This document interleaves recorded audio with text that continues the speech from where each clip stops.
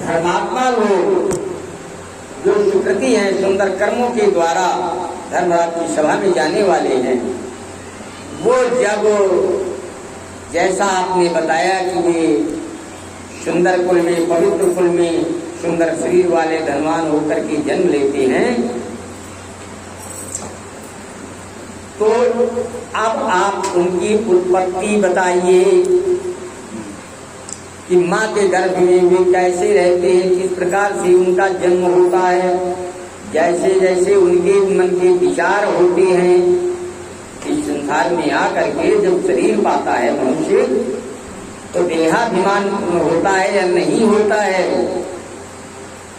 तो उनके सुकृतियों के क्या विचार बनते हैं, ये सब मैं जानना चाहती हूँ। हे दयानिधान, ये आप सुनाइए। तो श्री भगवान जी बोले कि हे गरुजी, साधु प्रस्कंतयातार्क्षय परम गोप्यम पदामिते यस्य विज्ञानमाप्रिणं सर्वज्ञत्वं प्रजायते। हे गरुजी, तुमने बड़ी अच्छी बात पूछी है और बड़ी गोपनीय बात है, गोपनीय भी है, लेकिन आपने जिस आधार से पूछी है उसके अनुसार अब मैं तुम्हें वो ही गोपनीय रख करके प्रकाशित कर रहा हूँ, बता रहा हूँ। तो सुनिए, जिसके जानने मात्र से ही सर्वज्ञता की प्राप्ति हो जाती, सब कुछ जानने वाला हो जाता है। तो वक्ष्यामि च शरीरस्य स्वरूपम परमार्थिकम अब्रह्मांड गुण संपन्नम योगिनाम धारणास्पदम। ये अध्यात्म का अध्याय है और कठिन पड़ता है, कुछ है लोगों के पल्ले पड़त, मेरे पल्ले नहीं पड़ता। बोले हे गरुड़ जी, अब मैं उस परमार्थिक शरीर का वर्णन करता हूँ जिससे योगी लोग धारण किया करते हैं। ब्रह्मांड के सारे गुणों से संपन्न होकर के और योगी जन जिसे धारण करते हैं, उस परमार्थिक शरीर का वर्णन करता हूँ। बोले खट चक्र चिंतनम यस्मिन् यथा कुर्वन्ति योगिना और ब्रह्मरंध्रे चिदानंदो रूप ध्यानम तथा सुनो। जो खट चक्र से समन्वित हो, जिसमें योगीगण अपने खट चक्रों का ध्यान किया करते हैं, चिंतन किया करते हैं और उस चिदानंद का अपने ब्रह्मरंध्र पर ब्रह्मांड में दर्शन किया करते हैं, उसका स्वरूप सुनिए। शुचीनाम श्रीमतां गेहे जायते सुकृति यथा तथा विधानम नियमं तत्विप्रो कथयामि ते। बोले और ये जो अत्यंत पवित्र लोग धनवान के घर में जा करके उत्पन्न होते हैं, सुकृति लोग सुंदर कर्मों के प्रभाव से धर्मराज की सभा के स्वर्गिक सुखों को भोगने के उपरांत इस पृथ्वी तल पर आकर मृत्यु लोक में किसी धनाढ्य के यहाँ जन्म लेते हैं। वे सुंदर आत्माएं किस प्रकार से जन्म लेती हैं, तथा विधानम नियमम तत्पुत्रों कथयामि के, उनके पितरों के ऐसे वैसे कुल में जन्म नहीं लेंगे। वो पिता भी धर्मात्मा होगा, उनसे पहले से वो भरा होगा, उसके सदकर्म, उसके विचार, उसके नियम संयम। पहले पिता के वर्णन कर रहा हूँ, तो सुनिए। बोले ऋतु काले तु नारीणां त्यजेत् दिन चतुर्थयं तावन्नालोकयेद् वक्त्रं पापं बहु संभवेत्। उसके घर में जन्म लेगा जिस व्यक्ति का ये नियम होगा कि ऋतु काल में ऋतुमती स्त्री का 4 दिन तक मुख भी नहीं देखता, क्योंकि उसका मुख देखने मात्र से उस समय पर पातक लगता है। तो उस पाप से बचने के लिए मुख दर्शन नहीं करता। स्नात्वा चैलम सनारी चतुर्थे निषुध्यति और सप्ताहात् पितृदेवानां भवेद्योग्या व्रतार्चनी। हे करुण जी, ऋतुकाल के समय में स्त्री 3 दिन तक तो विशेष और वो 4 दिन तक, लेकिन चौथे दिन जब वह सवस्त्र स्नान करती, संपूर्ण वस्त्रों सहित वस्त्र पहने हुए स्नान करती है, तो पवित्रता को तो पा जाती है, लेकिन देवार्चन के योग्य तब भी नहीं होगी। वो 1 सप्ताह के बाद देवताओं की अर्चना करने के योग्य मानी गई है, अथवा पितरों का पूजन है, तो भी ऋतुकाल के 7 दिन के पहले योग्य नहीं मानी जाती। न ही कोई उसे व्रत करने का विधान है, न किसी देवता की पूजा करने का अधिकार है, 7 दिन बाद ही करना चाहिए। ऐसे नियम को पालन करने वाले भी माता पिता बोले, सप्ताह मध्य यो गर्भा सा भवेन मलिनाशया और प्रायशः संभवन्त्यत्र पुत्र्या धर्माद्यता। बोले जो ऋतुकाल में 7 दिन के अंदर गर्भधारण हो जाता है, वो अत्यंत मलिन दुष्ट बुद्धि वाला होता है, वो पापात्मा होता है। ऐसा भगवान ने कहा कि प्रायसा संभवन्त्यत्र पुत्रास्तु अष्टम मध्यता। इस प्रकार से 7 दिन का हाल बताने के बाद बोले, इस प्रकार 8वें दिन तक का हाल सुनिए। अब 8वें दिन के लिए बता रहे हैं। बोले, युग्मा सुपुत्रा जायन्ते स्त्रियो युग्मास्त्रात्रिषु। बोले, हे गरुण जी, अगर युग्म रात्रि है, युग्म माने पूर्ण, एक अयुग्म और 2 युग्म हो गई, पूर्ण हो गई, तो जहाँ पर जोड़ा बनता चला जाए दिनों का, ऐसी रात्रि ऋतुकाल की बात हो, तो उन रात्रियों में धारण हुआ गर्भ शिव पुत्र का जन्म होता है। और अगर ऊना है, अयुग्म है, तो फिर कन्या का जन्म होगा, स्त्रीलिंग का जन्म होगा। और पूर्व सप्तक मुत्रज्य तस्मात् युग्मासु संविषेतु। इसलिए पहले के 7 दिनों को त्याग करने के बाद पुत्र की चाहना वाले को अगली युग्म रात्रि में ही गर्भधारण की क्रिया को करना चाहिए। खोदसर्तो निशा स्त्रीणां सामान्या समुदाहृता या वै चतुर्दशी रात्र गर्भतिष्ठति तत्र वही। बोले, इस प्रकार से 16 रात्रियों तक स्त्री को गर्भधारण करने की क्षमता रहती है, ऐसा बताया गया है।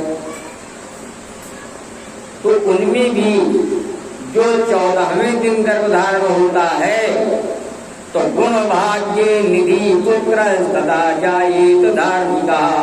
14वीं रात्र में गर्भ यदि धारण होता है, वो गुणवान, शीलवान, रूपवान होता हुआ धार्मिक प्रवृत्ति का पुत्र होता है। और सा निशा प्राकृत जीव न लभेत कदाचन।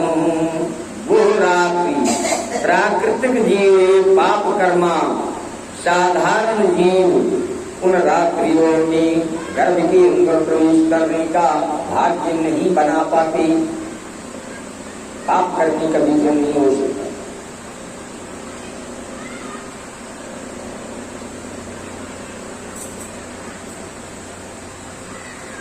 तो पंचमे हन्नारीणां कार्यं मधुर्भोजनं कटुक्षार्च तीक्ष्णश्च त्याज्यमुष्णं च दूरता। हे गरुण जी, स्त्री को चाहिए ऐसे उत्तम पुत्र को जन्म देने के लिए 5वें दिन ही मधुर भोजन करना प्रारंभ कर दे, कड़वा तीखा भोजन ना करे। तीक्ष्ण कटुक्षार के तीक्ष्ण त्याज्यम उष्णम के दूरता, न गर्म भोजन करे। इस प्रकार से 5वें दिन से ही उसका कर्म शुरू कर देना चाहिए। और तत्क्षेत्र मौषधि पात्रम बीजम चामृतकायनम और तस्मिन् उक्त्वा नरा स्वामी सम्यक् फलमवाप्नुयात्।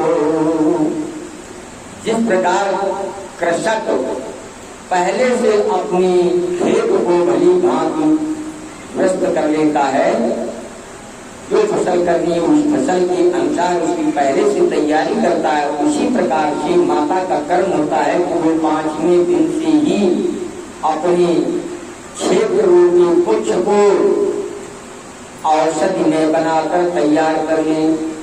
फिर उसके द्वारा बोए गए बीज से मन चाहे पुत्र रूपी फल की प्राप्ति होती है। तांबूल पुष्प श्रीखंडई संयुक्ता शुचि वस्त्रवृतो और धर्ममादाय मनसी सुतल्पम संविषेतुमां निषेक समयाग्नर चित्त विकल्पना तादृक् स्वभाव संभूतिर्जन्तु विशति कुक्षिगा। बोले और इसके बाद में पुत्र की चाहना वाला निषेक समय में तांबूल इत्यादि खा करके सुंदर वस्त्र सुगंधित द्रव्यों से सुसज्जित होकर और स्वस्थ चित्र तथा धर्म और सद्बुद्धि इनको धारण करते हुए शांत आत्मा से पवित्र बुद्धि से निषेक कर्म को करे तो धर्मात्मा पुत्र होगा। क्योंकि हे प्रभु जी, निषेक काल में माता पिता की जिस प्रकार के आप स्वतः के भाव होते हैं, जैसे विचार होते हैं, जो कल्पनाएं होती हैं, ठीक वैसा ही पुत्र जन्म लेता है। उस समय के विचारों का विशेष प्रभाव पड़ता है। और चैतन्यम बीज भूतम ही नित्यम सुप्रे व्यवस्थितम और काम चित्तम च शुक्रम च यदा हि तत्त्वमाप्नुयात्। ये सदैव चैतन्य स्वरूप रहता है, सदैव शुक्र चैतन्य स्वरूप में रहता है, ऐसा मानना चाहिए। तो काम के वशीभूत होकर के शुक्र और डिम्ब जब दोनों एकता को प्राप्त करते हैं, एक में मिलते हैं, तदा द्रावमवाप्नोति योषिद गर्भाशयी नरः शुक्र शोणित संयोगात् इंदोत्पत्ति प्रजायति। तो काम वासनाओं के द्वारा या काम के वशीभूत होकर जब शुक्र का निष्क्रमण होता है और बिंब के साथ जाकर मिलता है तो गर्भ में रह करके वो एक पिंडी का रूप धारण कर लेता है, वही जीव जन्म लेता है। तो परमानंददा पुत्रो भवे गर्भगता विकृति और भवन्ति तस्ये निखिलाः क्रिया पुंसवनादिका। जब कोई स्मृति जन्म लेता है, गर्भ में आता है, तो हर प्रकार से आनंद ही आनंद रहता है। फिर किसी प्रकार का उस घर में क्रंदन नहीं होने पाता और शांति पूर्वक बड़े आनंद पूर्वक रहते हुए सत्कर्मों को करते हुए उनके माता पिता पुंसवन सीमांत आदि जो ये घोर संस्कार हैं, उन सारे संस्कारों को पूर्ण करता रहता है। सारे संस्कारों से संस्कारित बालक जब जन्म लेता है तो जन्म प्राप्नोति पुण्यात्मा गृहेषु जगतेषु च तज्जन्म समये विप्रा प्राप्नुवन्ति धनं बहु। तो ऐसा बालक उच्च कुलों में जन्म लेता है और उसके जन्म के समय में ब्राह्मण लोग बहुत सा द्रव्य दान में प्राप्त किया करते हैं, माने बहुत दान किया जाता है, उत्सव मनाए जाते हैं। विद्या विनय संपन्ना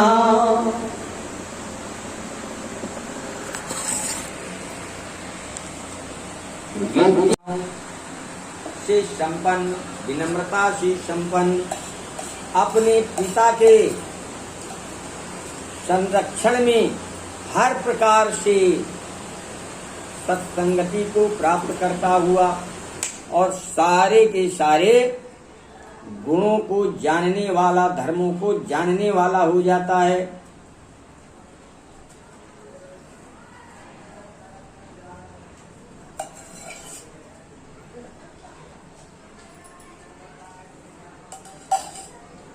हम बुलाने रानी को ध्यान में रहे, ये अंदर नजर बदला लेंगे।